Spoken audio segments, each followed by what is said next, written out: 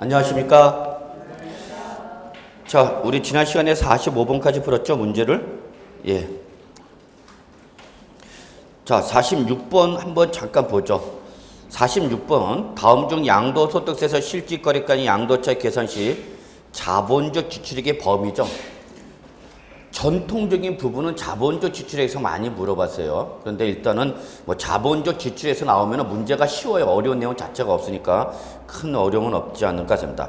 자, 1번 보죠. 자산의 가치를 현실적으로 증가시키거나 내용 연수를 연장시키는 수준비. 자, 여러분 1번이 자본적 지출에 대한 뭐야? 정의죠. 정의. 그래서 여기서 키워드는 뭐예요, 여러분? 가치의 현실적 증가 또는 뭐 내용 연수 연장. 요게 바로 키워드예요, 여러분. 여러분이 외우실 때는 이걸 다 외우려고 그러면 힘들어요. 그죠? 키워드만 잡으셔야 되겠죠? 2번 용도 변경 계량 또는 이용 편의를 위한 지출한 비용. 그 유명한 뭐예요, 여러분? 용계리. 그죠? 용도 변경 계량 또는 이용 편의. 자, 3번 사업자 부담금 등의 사업 비용. 그 다음에 개발 부담금, 재건축 부담금. 특징은 뭐예요, 여러분? 끝자가 부담금, 중조세. 그래서 공과금이기 때문에 필요경비를 잡아야 되는 거죠. 자, 4번 토지 이용 편의를 위한 장애 철거 비용, 해당 토지의 도로를 신설한 게 그 시설비 또는 사방 사업 소요 비용. 근데 4번 앞에 뭐라 했어요, 여러분? 토지 이용 편의. 이게 키워드예요. 항상 여러분 출제는 모 조문 시험에 낼 때요, 조문 자체를 가지고 고치지 못해요. 그 조문에서 뭐를 가지고? 키워드를 가지고 장난을 친단 말이에요, 여러분. 그러니까 항상 그 조문의 키워드가 뭐냐를 잡으려는 노력을 하셔야 되는 거죠. 그래서 4번 같은 경우는 여기에 뭐 장애 철거 비용, 도로를 신설한 경우에 그 시설비 또는 사방사업 소요 비용, 이걸 다 외우려고 그러지 마시고 앞에 뭐 이용 편의, 용계리 이거구나라고 감을 잡으셔야 되는 거죠. 5번 재산세, 종합부동산세. 자, 밑줄 여러분. 재산세, 종합부동산세 공통점은 뭐예요? 보유세. 보유세는 필요경비로 인정을 받을 수 없죠. 자, 그 다음에 수익적 지출액. 초창기 때 여러분한테 쉽게 줄 때는 수익적 지출액이 답이었죠. 이 수익적 지출액이 바로 자본적 지출액과 반대가 되는 거죠. 또한 상속세, 증여세. 자, 여러분 상속받은 자산 양도했다, 증여받은 자산 양도했다. 그러면 그때에 내가 상속을 받았을 때 증여받아 낸 세금인 상속세나 증여세는 양도를 했을 때 필요경비로 공제받을 수 있다, 없다? 없다. 그러나 취득세는 필요경비로 잡을 수 있다. 예. 그래서 바로 5번이죠. 그래서 수익적 지출액을 출제위원이 수익적 지출액 이렇게 말을 표시하면 여러분이 쉽게 잡을 수 있을 텐데, 자, 제가 만약에 출전이라면 이 수익적 지출액이란 말을 직접적으로 이제 안 한다는 얘기예요. 왜? 얘는 이미 계속 노출됐어. 그러면 수익적 지출액을 답으로 원하고 싶다. 그러면 이때 수익적 지출액에 대한 정의. 그래서 당해 자산의 뭐 여러분? 현상 유지 또는 뭐 원상 회복과 관련된 수선비 이렇게 돌려서 물어볼 수도 있다는 얘기죠. 그러면 출전이 이렇게 당해 자산의 현상 유지나 원상 회복과 관련된 수선비. 그러면 여러분은 이게 뭐고? 수익적 지출액이고 따라서 필요경비로 공제를 받을 수 있다, 없다? 없다. 이렇게 판단하셔야 되는 거죠. 그래서 자, 수익적 지출액에 대한 내용도 좀 봐두시고요. 여기 현상 유지 또는 원상 회복과 관련된 거죠. 근데 이게 만약에 뭐로 되면 가치의 증가 또는 뭐 내용 연수의 연장. 그러면 여러분 이 말을 보고 이거는 뭐가 되는 거고? 자본적 지출액. 그러니까 이때는 필요경비로 인정을 받는 것이고, 이런 식으로 여러분 판단해서 정리해 두셔야 되겠죠. 자, 그래서 46번은 그냥 여러분 첫 번째 문제 조금 여러분에게 힘을 실어드리기 위해서 쉬운 거 한번 건드려 봤죠. 자, 47번 보세요. 자, 47번은 다음은 양도소득세의 실질거래가인 양도차 계산 시 양도가서 차감하는 결론. 요거는 뭐죠, 여러분? 양도비의 범위를 물어보는 문제였어요. 아까는 보유 단계에서의 자본적 지출액. 요거는 지금 뭐야? 양도 단계에서 발생하는 양도비. 예. 그러면 1번 부동산 매매 계약의 해약으로 인하여 지급하는 위약금. 자, 여러분 요거 밑줄 좀 쳐주시고, 요거는 통칙에 나와 있는 내용이요. 예. 근데 보시면 부동산 매매 계약의 해약으로 인해 지급하는 위약금은 그걸 다시 재차 양도했을 때 필요경비로 공제받을 수 있다 없다? 없다 그 얘기야. 위약금 써졌죠. 위약금 계약의 위반에 대해서 부과되는 벌가금이죠. 페널티야. 페널티니까 당연히 필요경비로 공제받을 수 있어 없어? 없겠죠. 이렇게 이해하시면서 정리해 두셔야 되겠죠. 자, 제가 갑이 을한테 매매하기로 했어. 그래서 계약을 체결했는데 이 계약이 어떻게 된 거야, 여러분? 해지. 누가 해지시킨 거야? 매도자가. 그 매도자가 위약금을 지급해야 되겠죠? 그리고 이걸 다시 나중에 갑이 병한테 매매를 할 때에 이때 내가 을과 매매 계약을 해지함으로써 지급한 뭐가 있다면 위약금이 있다면 이거를 병한테 양도했을 때 또다시 얘를 필요금으로 잡을 수 있다 없다? 없다 그 얘기입니다. 그래서 여러분 1번은 통책에 나와 있는 내용입니다. 자, 2번 자산을 양도하기에 직접 지출한 중개수수료. 당연히 양도비죠, 여러분. 예. 3번 토지나 건물을 취득함에 있어서 법령의 등의 규정에 따라 매입한 국민주택채권이나 토지개발채권을 만기 전에 금융기관에 양도해서 발생한 매각차손. 아, 이거 뭐야, 여러분? 국민주택채권의 중도 매각 차손이구나. 따라서 양도비로 공제받을 수 있다 없다? 있다라는 거죠.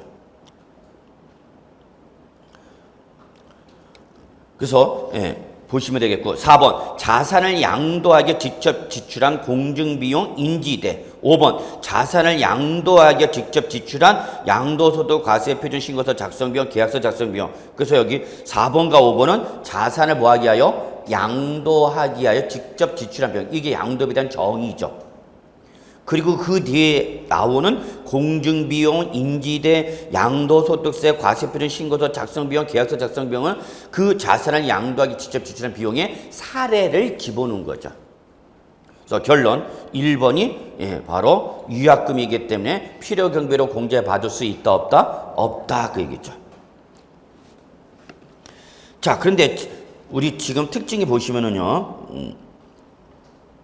44번, 45번, 46번, 47번까지 특징이 뭐냐면 취득 단계에서 발생하는 취득가액, 보유 단계에서 발생하는 자본적 지출액, 양도 단계에서 발생하는 양도비, 요거를 섹터별로 구분한 거예요.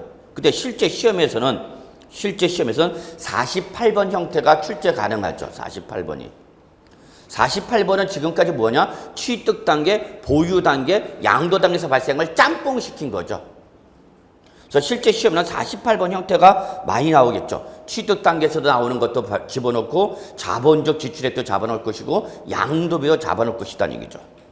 그래서 48번 다음 중 양도소득세 양도차익 계산 시 실지 양도가서 차감한 자 밑줄 여기는 뭐야 여러분? 실지 필요 경비를 물어봤죠. 아까는 앞에 문제는 실지 취득가액 자본적 지출에 양도비 딱딱딱 구분해서 물어봤다면 지금 48번은 이거를 통합해서 물어봤다는 게 특징이고 실전은 이러한 48번이 출제 형태다 그 얘기죠. 그럼 보죠. 물어본 게 뭐예요 여러분? 실지 양도가서 차감하는 실지 필요 경비죠. 필요 경비. 그러면 1번 취득가액이 불분명한 자산의 경우 당해 자산의 취득 당시 시가 플러스 취득세 등록물세 기타 부대 비용을 가산한 금액. 1번은 뭐죠 여러분? 실지 취득 가액의 범위로 물어본 거죠.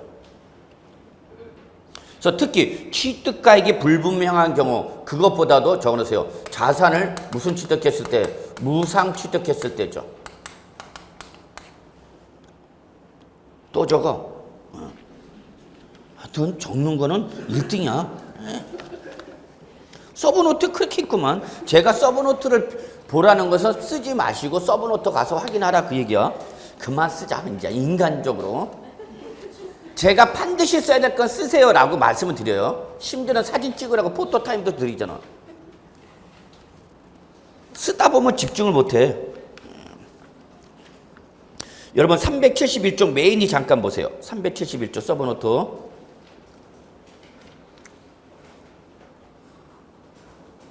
저 같으면 서브노트를요 과목별로 분출하겠어요 저는. 근데 여러분 그냥 통합본을 그대로 갖고 계시죠? 자른 게 더 좋습니다. 왜 그러냐면 서브노트의 의미는 뭐예요? 압축 요약된 거죠. 예. 근데 그걸 압축 요약된 건데 이거를 3과목을 2차 과목 4과목을 통합해서 이게 요약집이 아닌 것 같잖아. 무슨 말인지 아시죠? 분철하면은 일단 양이 줄어. 그러면 여러분 볼 때도 부담이 들어. 근데 그 2차 과목 4개를 다 있으면은 이거는 서브노트라는데 4과목이 다 있으니까 본 기본사가 똑같아. 그럼 볼 때 짜증이 나. 보기가 싫어. 그래서 저 같으면은 과목별로 분철해갖고 일단 오늘 이번 시간 세법 한다. 그러면 세법만 딱 보면 저같이 짤막하잖아. 그죠? 그래서 저 같으면은 분철을 과목별로 해서 최대한 양을 줄이는 습관을 그려야지, 양을. 그래서 저는 분철하는 게 뭐 지금 늦었죠? 그래도 뭐 아직 9월, 10월. 그래서 저는 분철하는 게 어떤가 그렇게 생각이 드네요. 그래서 과목별로 나눠놔야죠. 그래야 좀 볼 때 부담이 덜하는데. 자, 어쨌거나 좋습니다. 371쪽 맨 위에 뭐가 있죠, 여러분? 무상취득자산 있죠? 무상취득자산. 이게 바로 뭐 여러분? 상속이나 뭘 받았으면 증여를 받은 자산을 양도했을 때의 취득가액은 뭐를 할 거냐 그 얘기죠. 상속 또는 증여받은 자산을 양도했을 때 취득가액은 뭐를 할 거냐? 밑줄 취득 당시 시가 쳐져 있죠. 이미 밑줄은 다 표시돼 있어. 여기에다가 상속을 받았을 때 증여받았을 때 부담한 뭐? 취득세. 혹시 등록면허세 있으면 등록면허세. 기타 취득 부대 비용을 더하는 거죠. 근데 거기에 뭐는 없어. 상속을 받았으니까 뭘 냈어 여러분? 상속세. 증여받았으니까 뭘 냈어? 증여세. 얘들은 필요경로 공제받을 수 없다 그 얘기죠. 그래서 거기에다 좀 신경 써주시고요. 그래서 48번의 1번은 실질 취득 가액의 범위를 물어본 거네요. 2번 관련 법률에 따라서 토지 등의 협의 매수나 수용되는 경우로서 그 보상금의 증액과 관련하여 직접 소요된 소송 비용이나 화해 비용 등의 금액으로서 증액 보상금을 한도로 한다. 아, 이거 올해 신설된 규정이죠? 주의하시라고 그랬죠? 그래서 이거는 2번 올해 자본적 지출액에 신설된 규정이죠. 그러면 이걸 다 외울 필요는 없다는 얘기가 제가 이야기하고 싶은 건 조건은 여러분이 외울 필요 없어요. 즉 협의 매수나 수용됐다. 아, 협의 매수나 수용이 됐다. 자발적 양도, 강제적 양도. 강제적 양도. 그러는데 이 협의 매수나 수용을 당하는 과정에서 뭘 받기로 했는데 보상금을 받기로 했는데 그 보상금이 마음에 들어서 안 들어서 마음에 안 들어서 더 달라고 뭐 한 거야 여러분? 소송 건 거죠. 그래서 보상금 증액과 관련된 뭐 소송 비용이구나. 아, 그러면 이거를 협의 매수나 수용으로 해서 보상금의 증액과 관련된 소송 비용이나 화해 비용은 보유 단계에서 발생한 자본적 지출에서 필요금으로 잡을 수 있다 없다? 있다. 이렇게 판단하시죠. 외우려고 하지 마. 통째로 다. 외워야 될 건 뭐예요, 여러분? 거기서 주의사항은 이때 소송 비용은 필요 경비로 잡을 수 있는데 여기서 키워드는 뭐예요, 여러분? 증액 보상금을 한도로 한다. 이게 키워드인 거죠. 실제는 이걸 중요한 거죠.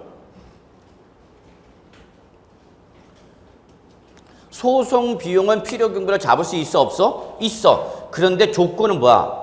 증액 보상금을 한도로 해서 키워드가 되는 거죠.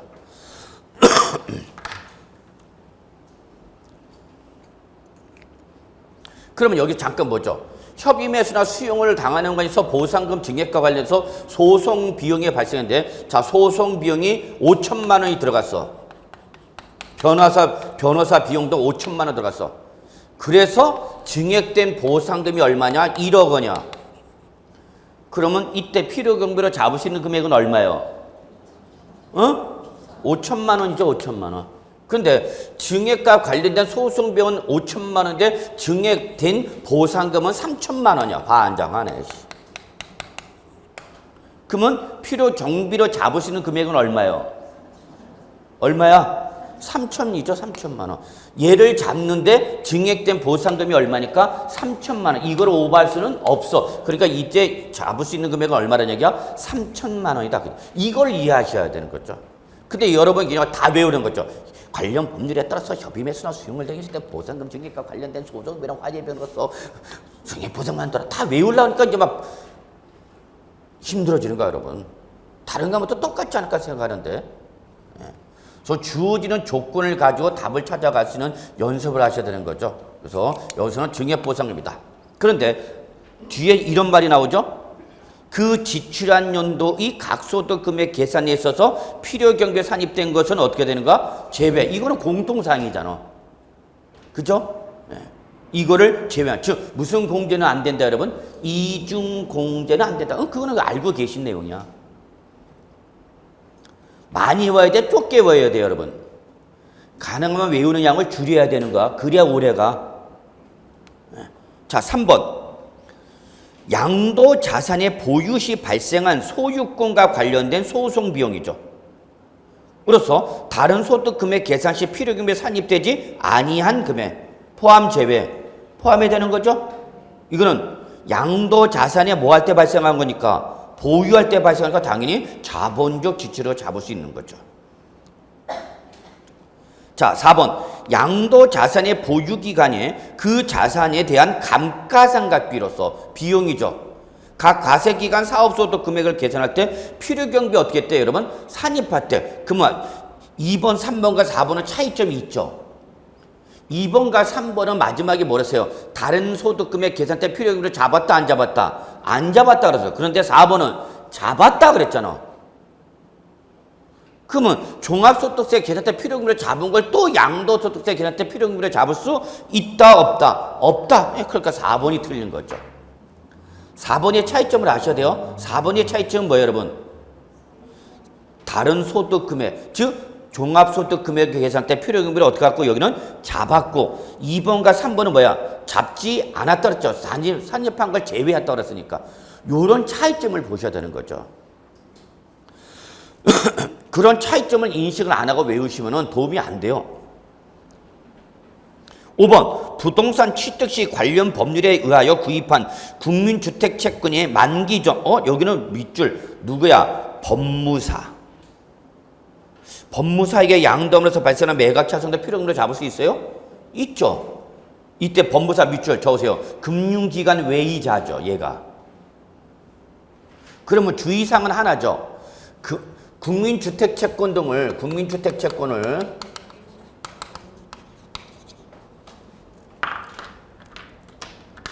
국민주택채권이나 토지개발채권을 만기 전 중도 매각함으로 인해서 손실이 발생했는데 그 중도 매각으로 인한 손실이 매각 채권, 국민주택채권이 이상하네.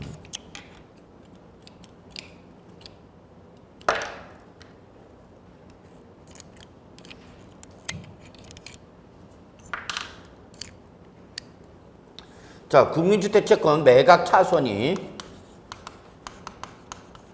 금융기관에 양도했을 때 발생하는 매각 차손과 금융기관 외이자에게 양도했을 때 매각 차손의 차이점은 뭐냐면 여기서 지금 법무사는 누구한테 양도한 걸 말하는 거고요. 금융기관 외이자. 여기서 금융기관은 뭐 생각하시면 돼요, 여러분? 은행, 증권에서 생각하시면 돼요. 그런데 금융기관 외이자는 사금융이죠. 사금리니까 고금리죠. 고금리니까 손실금액이 더 커지죠, 얘들보다. 그렇기 때문에 얘한테 양도할 때는 항상 금융기관에 양도했을 때의 매각 차손을 한도로 한다라는 조건이 있다, 없다? 있다. 이런 것만 생각하시면 되는 거죠.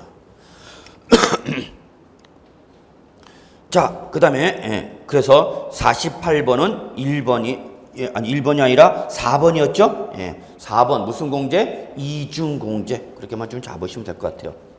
그래서 결론은 문제는 한 번만 보시면 돼요. 문제는 똑같은 문제를 두세 번 볼 필요는 저는 없다고 생각합니다. 단 틀린 거는 한 번 더 볼 필요는 있겠지만 결국 그 부분의 정리는 뭐야, 여러분? 지금은 서브노트로 갈 수밖에 없죠. 기본서는 이제 힘들죠. 기본서는 언제 때만 모르거나 조금 보충 보완해야 될 필요가 있을 때 그때는 기본서를 보는 수밖에 없지만 지금은 기본서 볼 타임은 아니지 않나. 그러면 진도가 안 나가요, 제가 볼 때는. 특히 민계공은 더하죠. 민계공을 지금도 기본서를 보시는데 기본서를 가지고 공부하시기에는 너무나 시간이 부족하다는 얘기야. 서브노트 보고 공부하기도 지금 힘들 텐데. 그래서 여러분 그걸 좀 유도리 있게 잘 하시고요. 259쪽 49번 갈게요. 자, 49번의 문제의 특징은 뭐냐면요. 실지 거래가는 양도차익이 아니라 기준시가인 양도차익입니다. 그래서 여러분 서브노트 371쪽을 보시면요. 요거 한번 잠깐 보고 갑시다.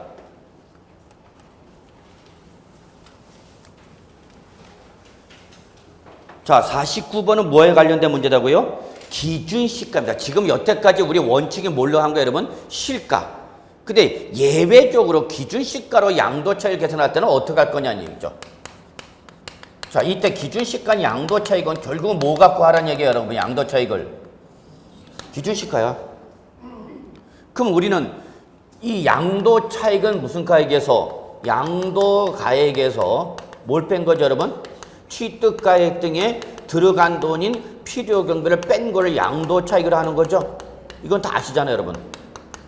그때 요거를 뭘로 하라는 얘기예요, 여러분? 기준시가라는 얘기야. 그러면 이때 양도가액을 기준시가로 할 때는 뭐가 되는 거고? 양도 당시 기준시가에서 뭘 빼는가? 취득 당시 필요경비를 빼는 거죠. 취득 당시 뭐를? 기준시가 빼는 거죠. 이게 바로 뭐가 되는 거예요, 여러분? 기준시가에 의한 양도차익이죠.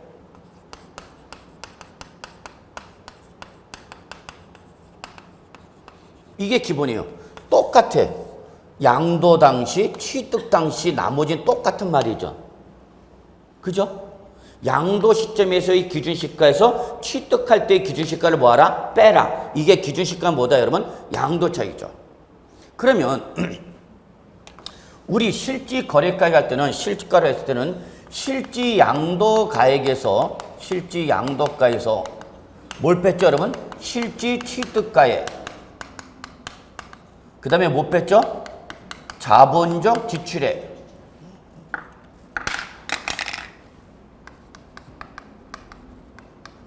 뭐 뺐죠? 양도비를 뺐죠. 그러면 실지 양도가액이 대응되는 게 뭐고, 여러분? 양도 당시 기준시가죠? 실지 취득가액 대응되는 게 뭐예요, 여러분? 취득 당시 기준시가죠? 요거는 똑같죠? 다만 요거는 뭘로 계산한 거고, 요거는 이 차이야. 근데 문제는 얘가 없네, 얘가. 그죠? 그래서 얘와 대응되는 게 바로 뭐냐? 필요경비 계산 공제기라는 게 나와요.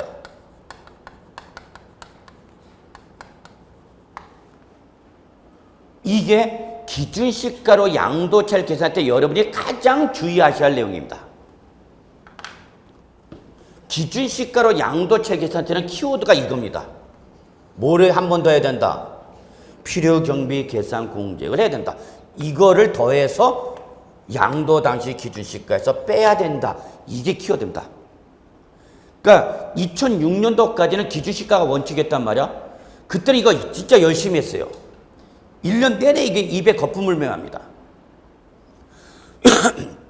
그래서 주의할 것은 실가로 할 때는 자본적 지출액과 양도비라는 비용을 실제 차감할 수 있는데 기준시가로 하면 이런 걸 인정하니까 안 하니까? 안 하니까. 실제 발생했더라도 이걸 공제받을 수 없어.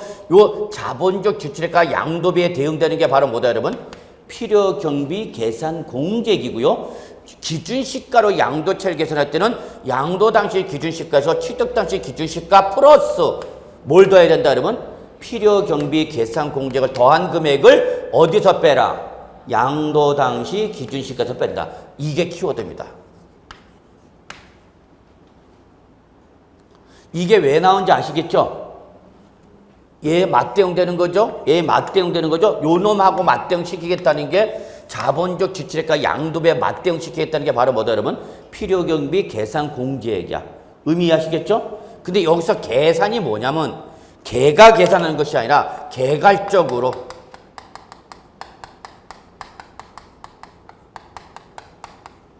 정확하게 계산한 거? 아니, 개괄적으로 대충 일률적 획일적으로 공제하겠다는 얘기야. 그러면 여기서 여러분이 필요경비 계산 공제액은 뭐냐? 요거는 지금 요걸 어디다 더하는 거죠? 취득 당시 기준시가죠. 그래서 이 취득 당시 기준시가를 기준으로 해서 취득 당시 여기다 적읍시다. 그러면 이 필요 경비 계산 공제액은 뭐 취득 당시 기준 시가에다가 양도 물건에 따른 뭐를 곱한 거다 여러분? 공제율을 곱한 겁니다.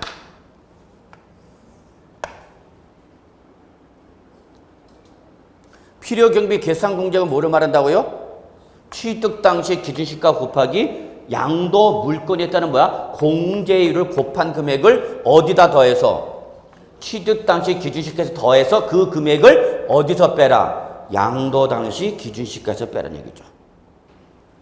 그러면 여러분 여기까지 와야 돼요. 그럼 이때 공제율은 뭐냐? 여기까지 오셔야 돼요.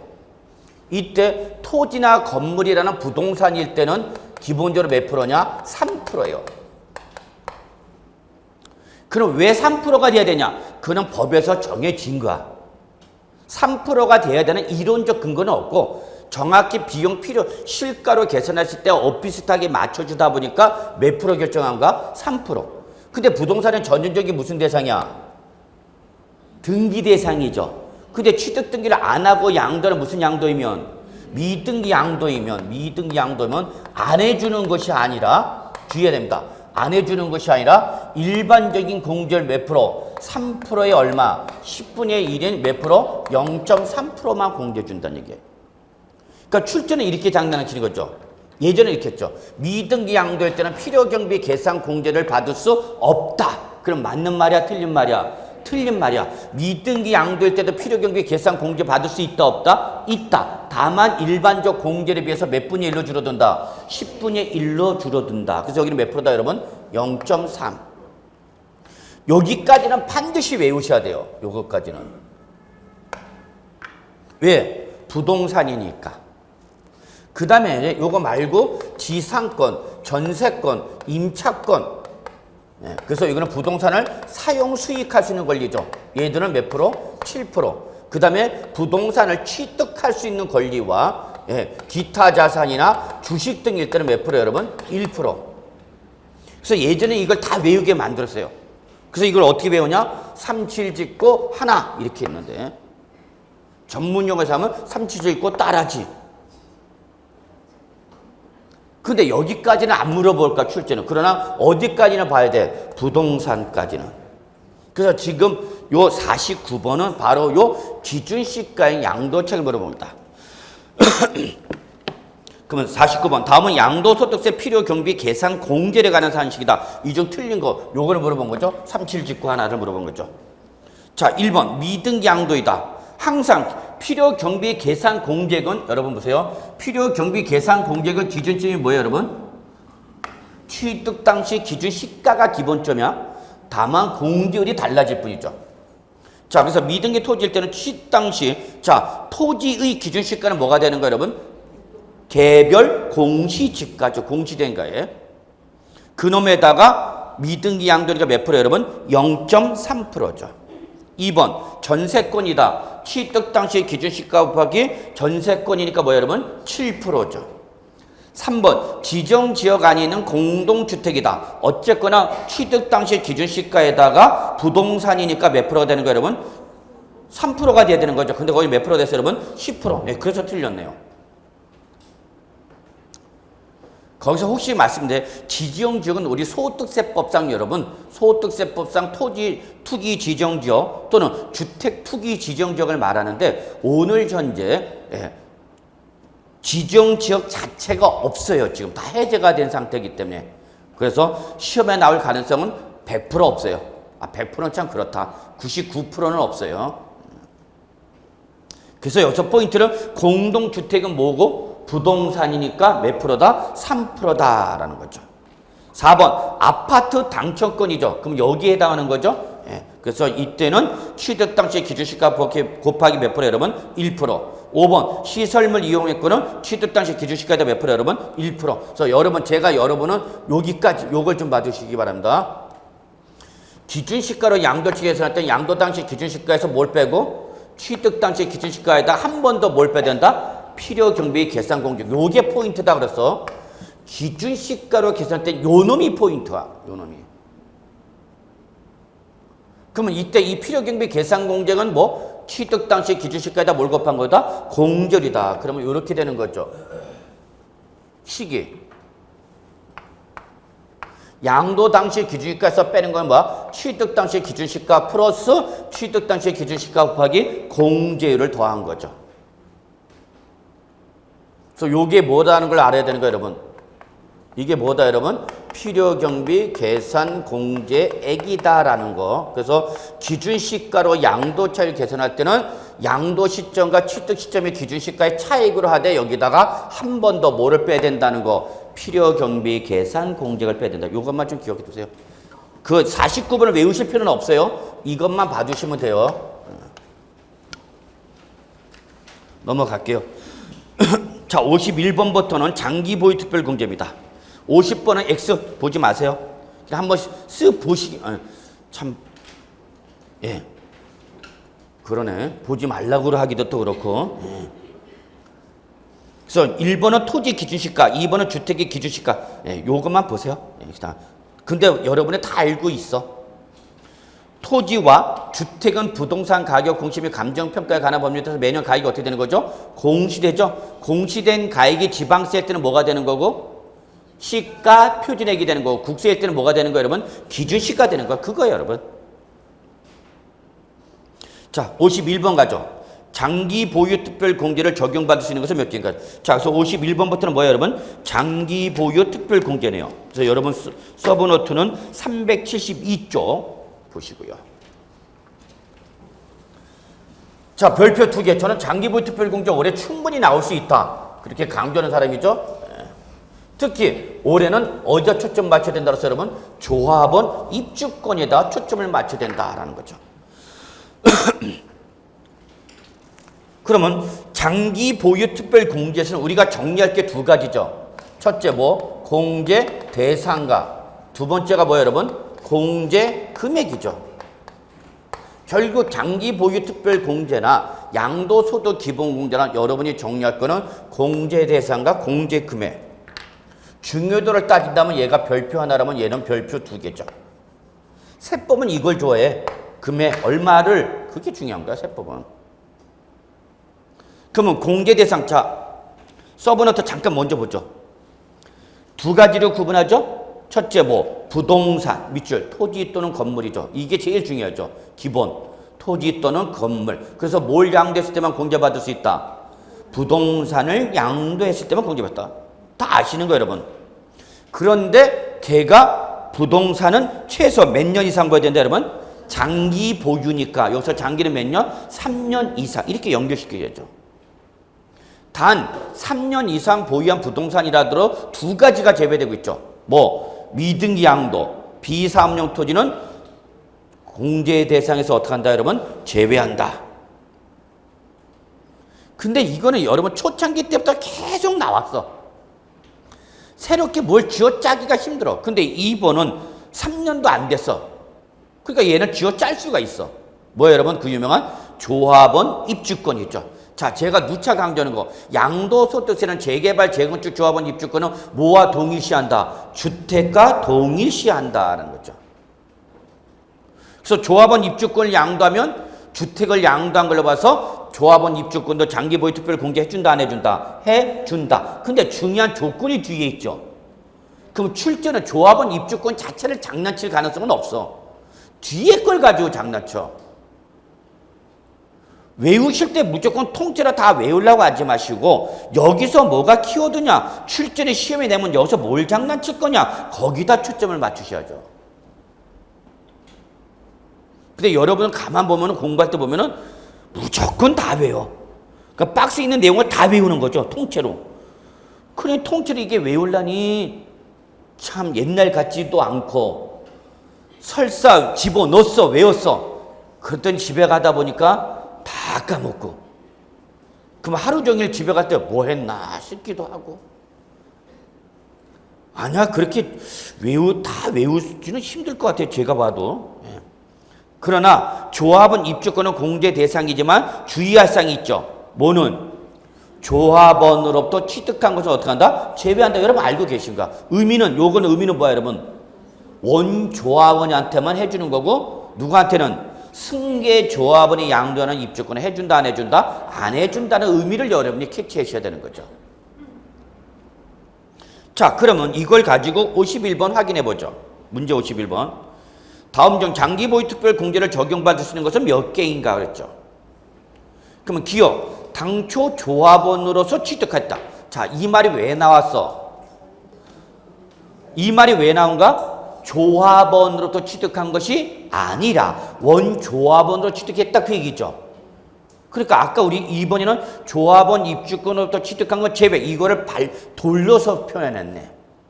당초 조합원으로 취득했다 원조합원이고, 그 원조합원이 양도한 주택 재개발 재건축 조합원 입주권은 당연히 공제 대상인 거죠. 네, 동그라미.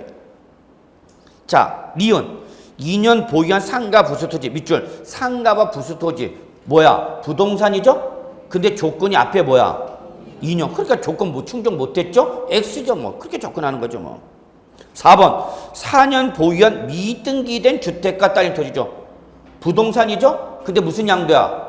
미등기 양도니까 앞에 4년 보유 관계없이 미등기 양도 제외 대상이니까 X. 이율 3년 보유한 등기된 사업용 토지. 자, 요거는 귀엽죠? 안 귀엽나? 나는 귀여운데 이거. 3년 보유한 등기된 사업용 토지. 등기된 것은 왜 얘기한가? 미등기 양도가 아니란 얘기고, 사업용은 비사업용이 아니다 그걸 얘기한 거죠. 그러니까 당연히 공제 대상이죠. 동그라미. 미음 1세대 2주택 이상에 해당하는 주택과 딸린 토지. 적으세요. 다주택자죠.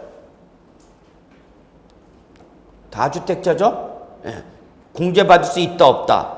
있다 그 얘기죠.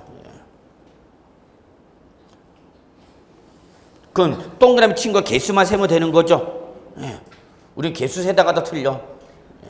하나, 둘, 넷 이렇게 해갖고 또 틀리려면 뭐 귀신이 씌어요. 어렵지 않죠? 자, 그러면 여기서 여러분 저는 요거 잠깐 다시 한번 보죠. 자, 부동산 양도했다. 기본적으로 당연히 특별 공제 받을 수 있다 없다? 있다. 그죠? 그리고 양도소도 기본 공제도 받을 수 있다 없다? 있다 당연히.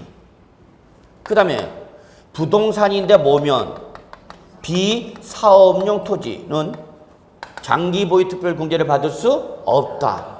그러나 뭐는 기본 공제는 받을 수 있다. 얘는 기본이니까 다 해주는 거죠.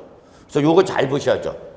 그래서 2015년도 올해의 비사업용 토지 특징은, 그래 나 비사업용 토지다 어쩔래? 그러면 뭐밖에 없어? 장기 보유 특별 공제 안 해준다. 이것밖에 없어요. 뭐는 비사업용 토지. 다른 건 다 똑같아요. 요것밖에 없어. 아, 이게 빠졌네. 미등기 양도. 얘는 나발이고 없죠. 특별 공제 기본 공제. 그러면 특징은 공제 금액 자체가 없으니까 얘는 특징이 뭐예요, 여러분? 양도 차익이 그대로 뭐가 된다? 과세 표된다. 이게 특징이죠. 그 다음에 1세대 2주택 이상자다. 2세대 2주택 이상자다. 장기 보유 특별 공제 해준다, 안 해준다? 해준다. 완화된 거야.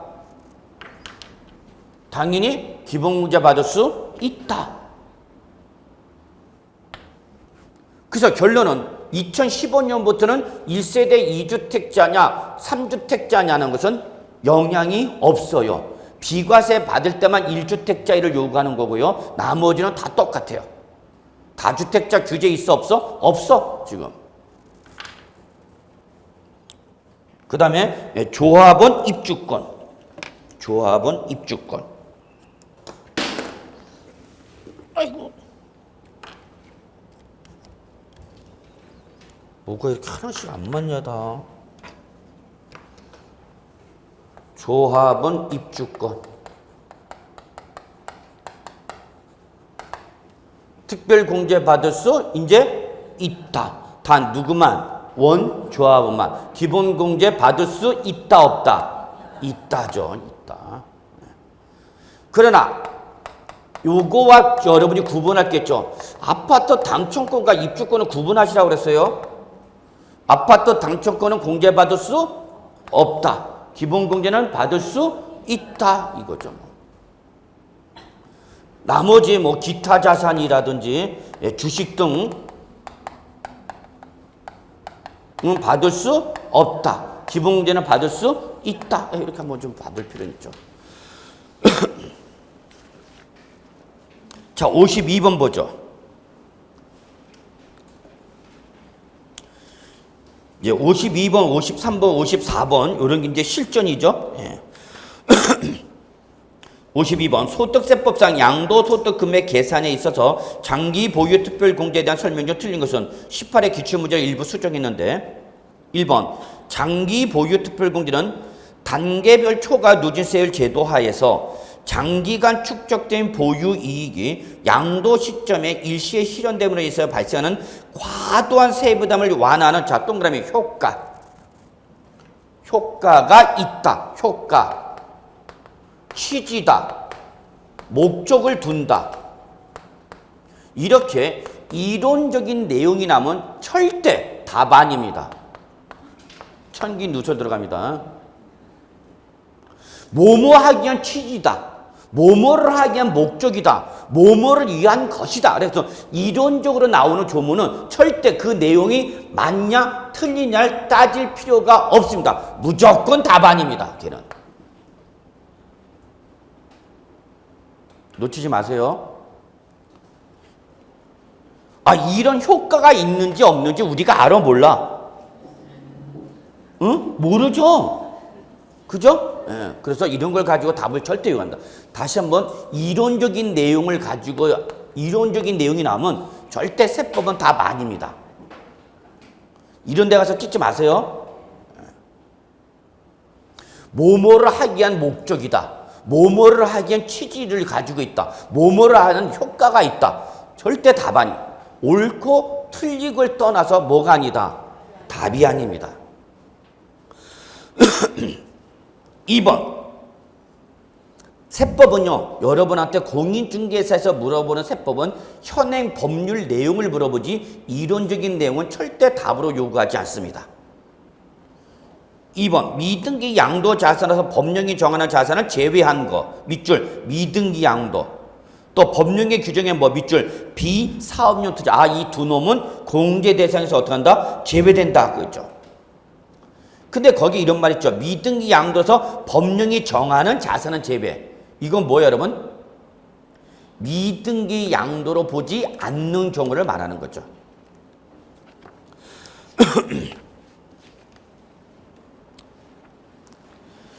서브노트 376조 잠깐 보실래요? 376조 서브노트.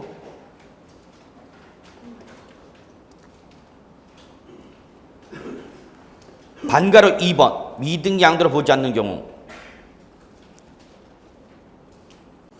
이걸 말하는 겁니다. 그래서 1, 2, 3, 4, 5, 6, 7 쭉 나와있죠 여러분.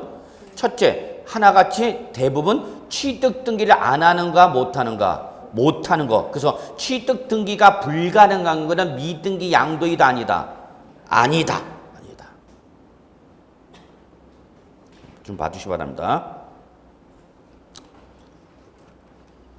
자, 이런 경우를 제외한 미등기 양도다 그 얘기입니다. 그러니까 자꾸 문제 조건이 까다로워져. 세법은 뭐 특강할 때 이런 자료도 있었어요. 저는 그냥 이거 갖고 초질감 밀고 나갔어요. 그러고 싶어요.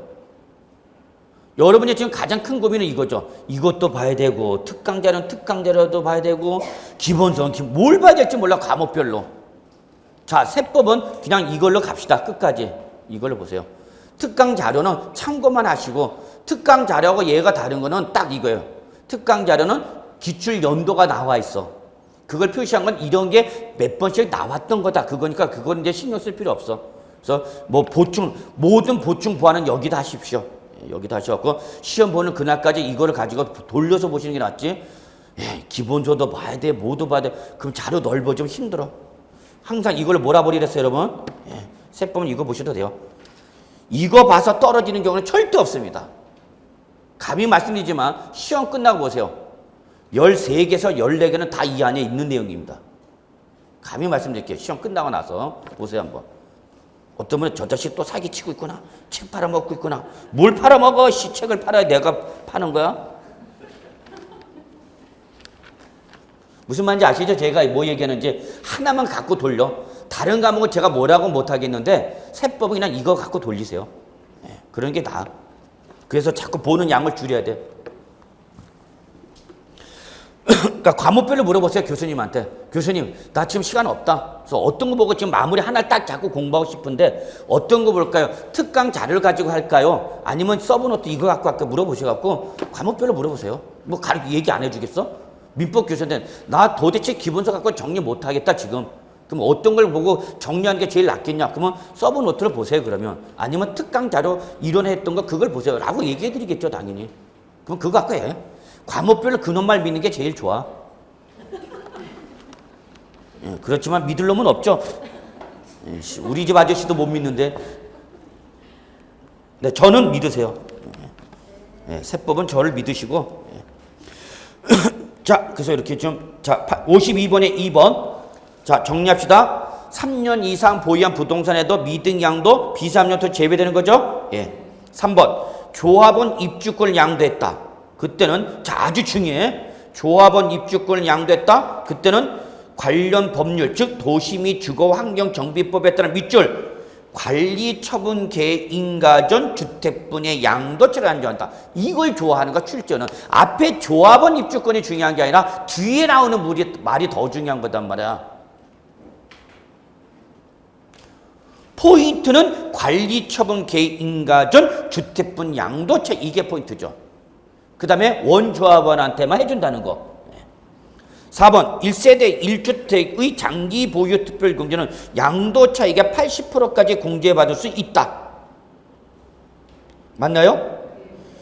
지금도 이런 질문이 올라오는 분이 계세요.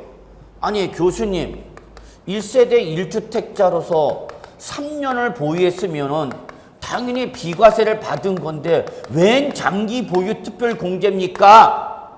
이렇게 질문하는 분이 계셔요. 정말 묻어버리고 싶어요. 1세대 1주택 2년 이상을 보유하였다 하더라도 비과세를 안 해주는 경우가 있다 그랬어. 있다. 그죠? 그 중에 첫 번째가 무슨 양도? 미등기 양도. 두 번째가 무슨 신고? 허위 신고, 이중계약서 쓴 경우. 세 번째가 대표적인 것이 바로 뭐예요, 여러분? 고가주택, 고가주택. 그러면 내가 지금 양도한 게 무슨 주택이야? 고가주택이야. 그러면 1세대 1주택에서 3년 보유했을 때 비과세 받아 못 받아? 못 받죠. 그러면 얘는 양도차익이 돼서 과세하는 거죠? 이때 과세가 되는 고가주택은 안분 계산한다는 게 가장 중요한 특징이죠. 양도가에서 얼마 빼야 돼, 무조건 9억을 뺀 것을 양도가액으로 나눈 비율만큼만 양도차익을 과세하는 거고, 여기서 차감하는 장기 보유 특별 공제는 1세대 1주택이니까 1년당 몇 프로로 가는 거예요, 여러분? 8% 가는 거죠. 그런 거 연결돼야 되는 거죠. 그런데 1년당 8%인데 10년을 한도로 한다고 그랬죠? 10년이니까 몇 프로까지야? 80%까지죠. 근데 5번 1세대 1주택에 해당하는 등기된 고가주택을 양도하는 경우에는 장기보유 특별공제의 적용이 배제된다. 뭔 소리야? 4번하고 달라졌죠? 4번은 해준다고 그랬잖아. 4번 아니죠? 죄송합니다. 4번은 1세대 1주택자고 5번은 뭐예요, 여러분? 고가주택. 고가주택. 그래서 고가주택은 항상 무슨 말 나와야 된다는 거 잊지 마세요, 여러분. 안분 계산이 가장 키워드죠.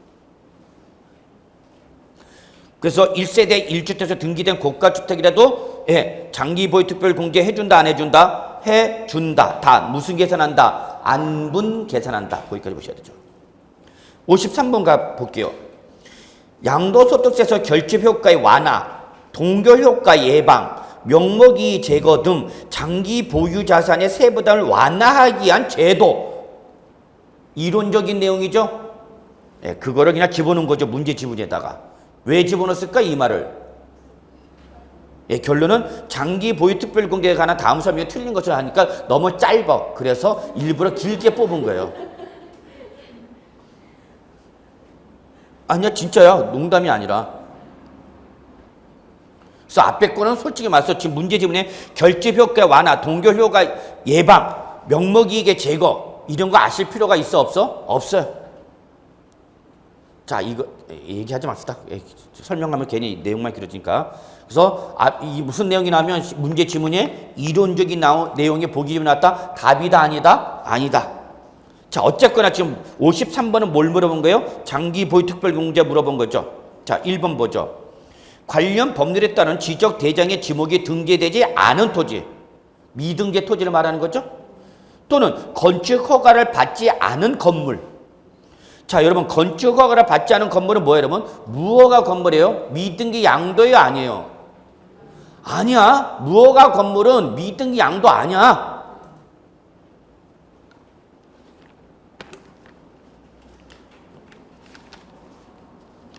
죄송합니다. 376조 서브노트 잠깐 좀 봐주시기 바랍니다.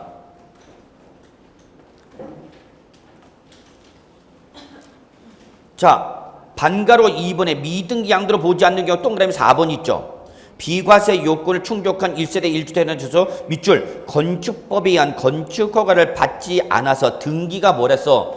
불가능. 찾으셨어요? 예.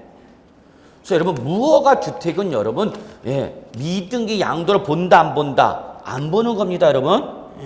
그러니까 무허가 주택도 1세대 1주택 2년 이상 보유하고 양도하면 비과세를 받을 수 있어요, 없어요? 있어요. 자, 그러면 다시 53번 보겠습니다. 자, 그러면 1번은 결국 이거네, 여러분. 미등재 토지, 무허가 건물도 장기 보유 특별 공제 받을 수 있다. 그걸 물어보고 있는 거죠? 받을 수 있어, 없어? 있어요. 뭐만 아니면 돼? 미등기 양도만 아니면 되는가? 근데 미등재와 미등기 전매는 다른 거죠. 자, 2번. 장기 보유 특별 공제는 양도소득 과세표준을 계산하는 과정에서 양도소득금에서 일정액을 차감한다. 이거는 주는 문제인데 주는 문제를 못 맞추는 분들 계시죠? 맞아, 틀려? 틀렸죠? 자, 우리는 지금 양도가에서 필요금을 뺀 뭐를 기준으로 해서 양도 차익에서 뭐 하는 거예요, 여러분? 장기 보유 특별 공제하는 거죠. 그래서 나온 금액을 뭐라는 거예요, 여러분? 양도소득 금액이라는 거죠. 그래서 누차 다시 한번 강조할게요, 여러분. 뭐는?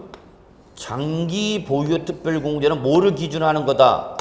양도 차익을 기준으로 한다. 요걸 잊지 마세요. 그래서 장기 보유 특별 공제는 양도 소득 금액을 계산하는 과정에서 어디서 빼는 거예요? 양도 차익에서 빼는 거죠.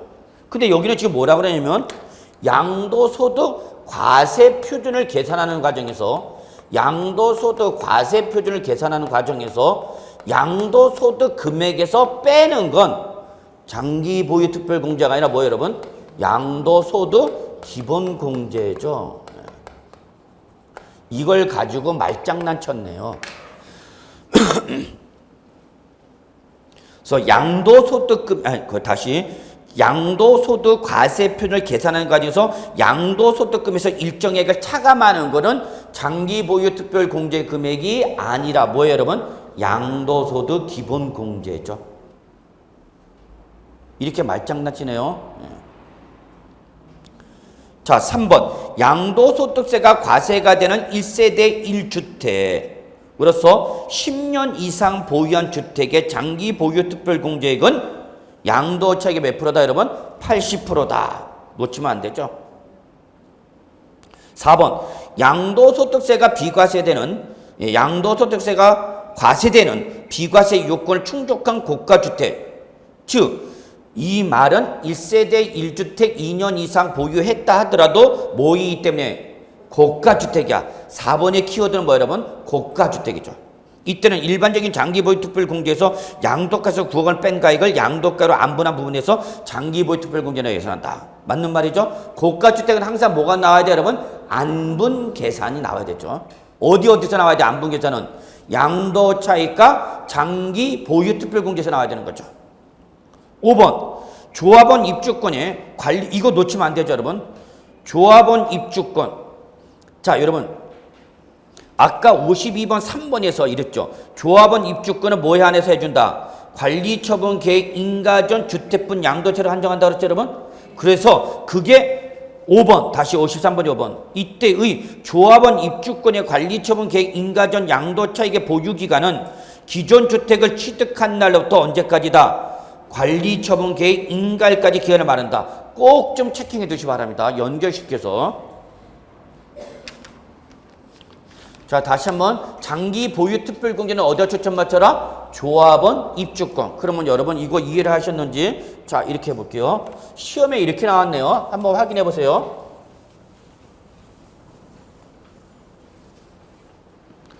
자, 조합원 입주권을 양도했다. 원조합원이 조합원 입주권을 양도했다. 이때 계산을 했더니 양도 차익은 1억 원이다 라고 제시가 됐어요. 그래놓고 기존 주택을 취득한 날로부터 도시 및 주거환경정비법에 따른 사업계획 승인일까지는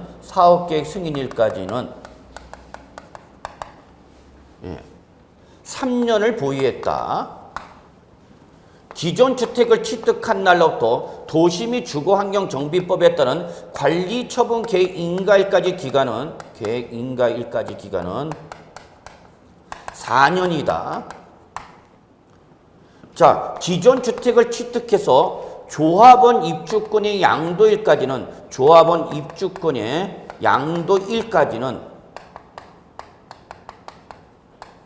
5년이다. 이때 이 조합원 입주권을 양도했을 때 장기 보유 특별 공제를 받을 수 있다면 얼마인가? 1번 드립니다. 시작. 뭘 멍 때리고 있어? 계산하라니까. 자, 이때 장기 보유 특별 공제 금액이 얼마냐 물어봤어요, 여러분.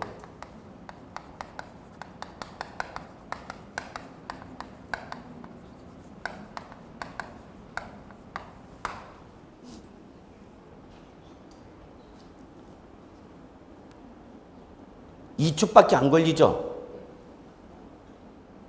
뭐? 왜 2초 이렇게 자료가 많은데? 장기 보유 특별 공제 금액을 물어봤죠? 그럼 뭘 기준으로 하는가 무조건? 1억. 자, 그리고 조합원 입주권을 양도했다고 그랬죠? 그럼 보유 연수 곱하기 1년당 몇 프로가 되는가? 8%야 3%야? 3%죠 3%. 이제 뭐만 계산하면 돼? 연수. 그럼 여기서 연수는 어떤가? 4년이죠 4년. 그죠? 그러면 4, 3, 12, 12%. 뭐의 12%야? 양도 차익의 12%죠? 그러면 얼마 장기보유 특별공제면 1,200만 원. 뭐 아무것도 아니야. 이렇게 쉬워? 응.